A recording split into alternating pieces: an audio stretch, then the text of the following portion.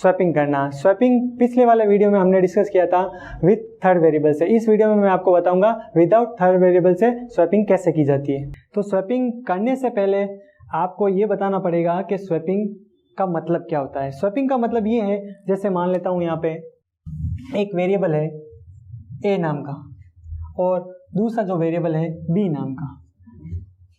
मान लो इस ए नाम के एक वेरिएबल में 2 पड़ा है और बी नाम के वेरिएबल में 3 पड़ा है। तो मैं ऐसा कुछ लॉजिक करूं कि भाई ए की वैल्यू को मैं अगर प्रिंट करूं तो ए की वैल्यू 3 हो जानी चाहिए और बी की वैल्यू क्या हो जानी चाहिए, 2 हो जानी चाहिए। यानी कि वेरिएबल की जो वैल्यूज है उनको आपस में इंटरचेंज करवाना ही स्वैपिंग होता है। तो एक तरीका हमने इसके पहले वाले वीडियो में देख लिया था, जो कि हमने एक तीसरा वेरिएबल टेम्प वेरिएबल का यूज करके हमने स्वैपिंग की थी। तो दोस्तों आज इस वीडियो में मैं आपको बताऊंगा विदाउट थर्ड वेरिएबल का यूज करके हम स्वैपिंग कैसे कर सकते हैं। तो स्वैपिंग का प्रोग्राम बनाने से पहले हम क्या करेंगे, किसी तीसरे वेरिएबल का यूज न करते हुए हम स्वैपिंग कैसे करेंगे उसका लॉजिक समझते हैं। तो आइए दोस्तों पहले हम लॉजिक डिस्कस कर लेते हैं यहाँ पे। तो हमारा जो फर्स्ट स्टेप होगा उसमें हम क्या करेंगे, किसी एक वेरिएबल में दोनों वेरिएबल की वैल्यू को ऐड करके उसी वेरिएबल के अंदर स्टोर करा देंगे। जैसे मान लो फर्स्ट स्टेप है यहाँ पे अपना a equal to a plus b. तो हम क्या करेंगे, दोनों वेरिएबल का सम करके एक किसी वेरिएबल के अंदर इसको स्टोर कर देंगे। फिर जो अगला स्टेप होगा हमारा उसमें हम क्या करेंगे, b की वैल्यू निकालेंगे। तो b की वैल्यू हमें निकालनी है तो हमें b के अंदर क्या चाहिए, a की वैल्यू चाहिए। तो a की वैल्यू हमें b के अंदर चाहिए। तो हम क्या करें a के अंदर क्या लेस करें जिससे b के अंदर a की वैल्यू आ जाए। तो हम क्या करेंगे, यहाँ पे a की वैल्यू में क्या है, a और b का टोटल स्टोर है। तो हम क्या करेंगे, a की वैल्यू के अंदर क्या करें, b को लेस कर दें।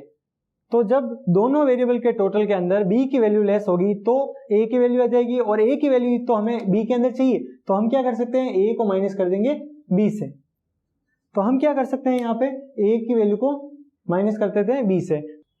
तीसरे स्टेप में क्या होता है, हमें क्या चाहिए, a की वैल्यू चाहिए। a के अंदर हमें b की वैल्यू चाहिए और b की वैल्यू हमें निकालनी है। तो हम क्या करें, a के अंदर लेस कर दें b की वैल्यू, क्योंकि b के अंदर a की वैल्यू पड़ी है। तो हम क्या लिख सकते हैं, a माइनस b इसलिए लिखा है क्योंकि a के अंदर क्या पड़ा है, दोनों वेरिएबल का टोटल पड़ा है। तो हमें क्या चाहिए, a की वैल्यू चाहिए। तो a की वैल्यू कहाँ पे पड़ी है, b के अंदर पड़ी है। तो हम क्या करेंगे, उन दोनों वाले टोटल की वैल्यू में से a की वैल्यू को घटा देंगे। तो उसमें क्या आ जाएगा, a के अंदर वैल्यू आएगी और a के अंदर वैल्यू किसकी आएगी, b की आएगी। तो हमें b के अंदर ही तो a की वैल्यू चाहिए और a के अंदर ही तो b की वैल्यू चाहिए। तो इस लॉजिक को हम प्रोग्राम में कैसे इंप्लीमेंट करेंगे, उससे पहले हम वैल्यू पुटअप करके इसको समझ लेते हैं कि अगर हमने ये लॉजिक लगाया है तो ये लॉजिक सही है या नहीं है। तो अगर मैं आपको इसको वैल्यू इनिशियलाइज करके आपको एग्जांपल से इसको बताऊंगा तो उम्मीद करता हूं आपको इससे बेटर आपको समझ में आ जाएगा। तो दोस्तों मान लेते हैं यहाँ पे a के अंदर स्टोर है 10 और b के अंदर स्टोर है 20। a के अंदर स्टोर है 10 और b के अंदर है 20। तो हमें क्या करना है, पहला स्टेप को फॉलो करते हैं, दूसरा ये तीसरा। तो पहले स्टेप को फॉलो करते हैं। तो पहले स्टेप में हम लिखते हैं a इक्वल टू, a की वैल्यू क्या है 10। तो मैंने यहाँ पे 10 लिखा है और b की वैल्यू क्या है 20। तो a की वैल्यू क्या हुई यहाँ पे 30।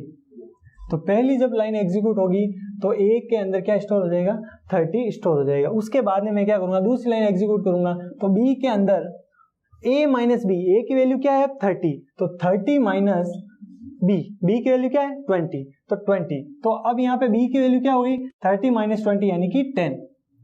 फिर जब मैं ये तीसरी लाइन एग्जीक्यूट करूंगा तो क्या होगा हमारे पास में a। तो a के अंदर मैं क्या करूंगा, a की माइनस वैल्यू करूंगा b के।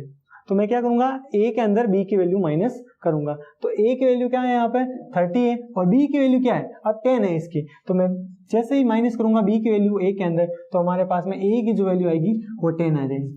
तो हमने क्या दिया था, a की वैल्यू में 10 दिया था और b की वैल्यू में 20 दिया था। तो हमने क्या किया, इन दोनों को जोड़ के एक किसी वेरिएबल में स्टोर करवा दिया।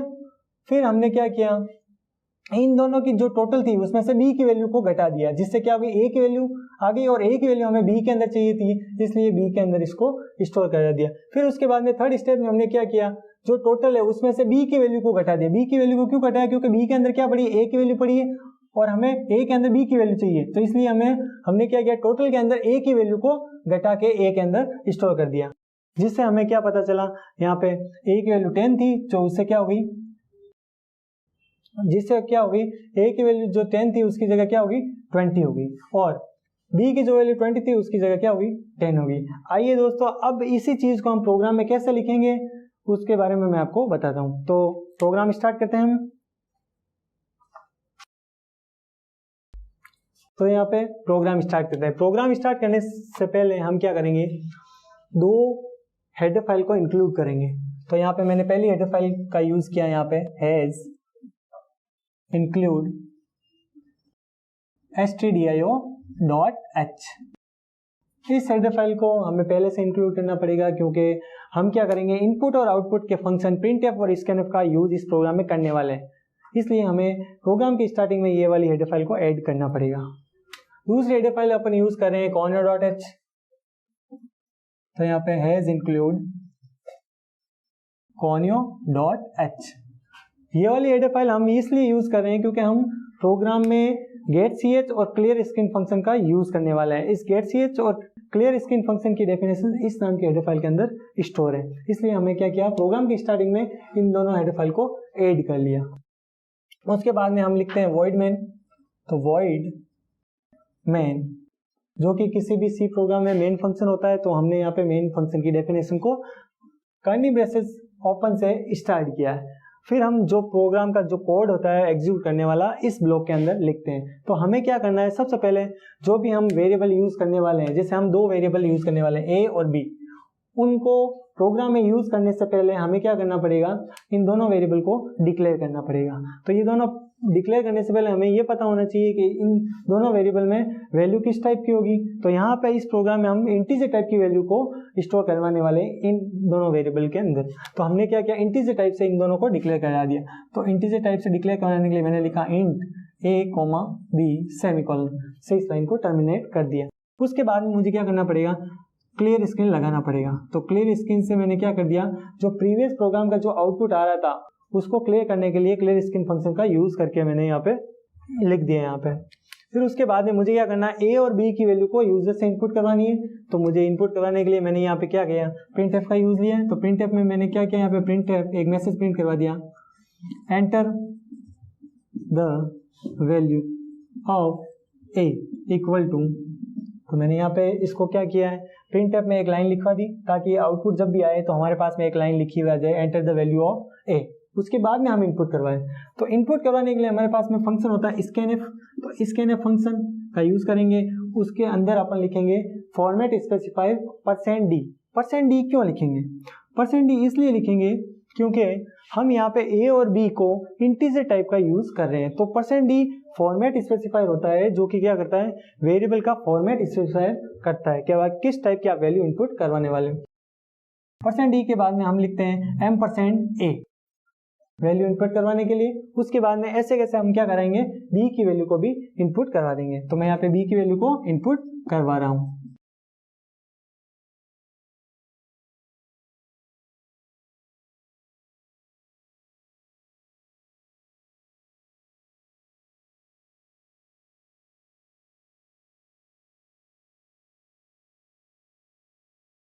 तो हमने क्या किया, a की वैल्यू को इनपुट कराया, ऐसे कैसे b की वैल्यू को भी इनपुट करवा दिया। उसके बाद में मैं क्या लिखूंगा, स्वैपिंग का लॉजिक लिखने वाला हूँ। तो स्वैपिंग का लॉजिक हमने जो डिस्कस किया था, हमने क्या किया था डिस्कस, यहाँ पे सबसे पहले फर्स्ट स्टेप में क्या करना है, एक वेरिएबल में उसी वेरिएबल के अंदर दूसरा वेरिएबल जोड़ के स्टोर करवाना है।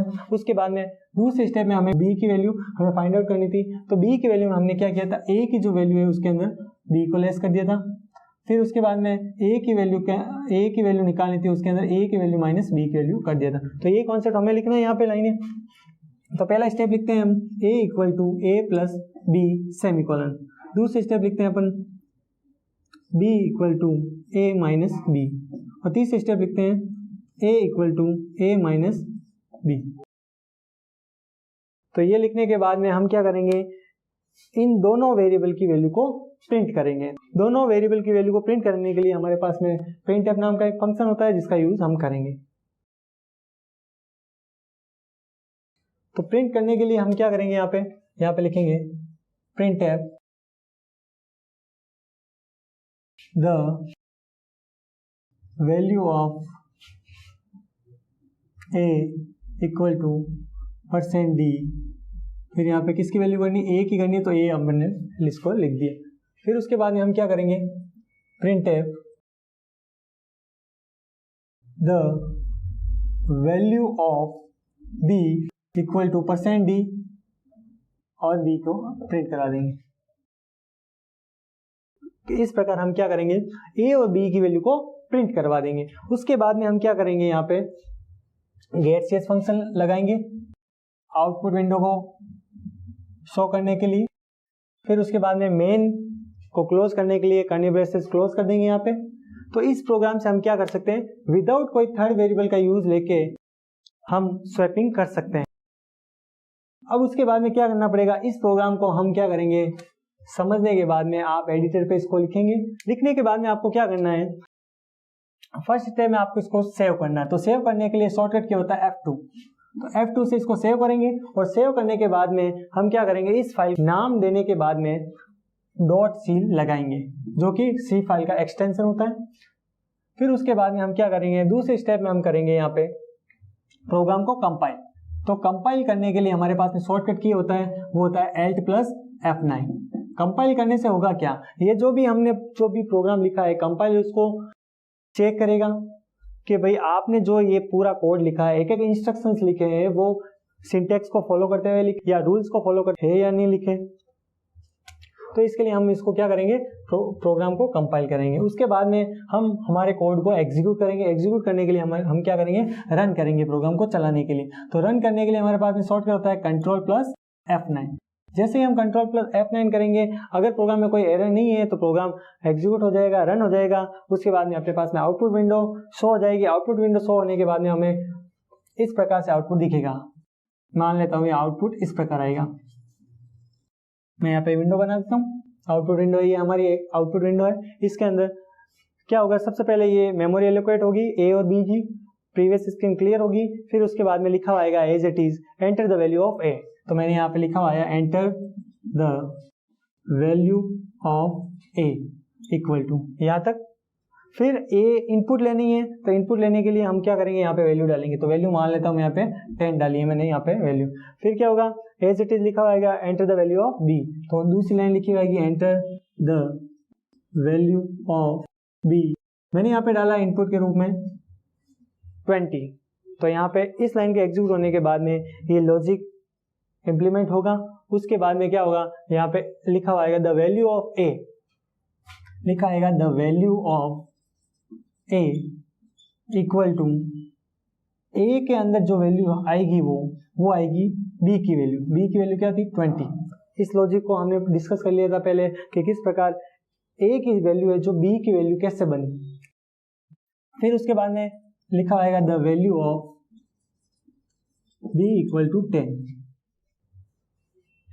जो कि A की वैल्यू है।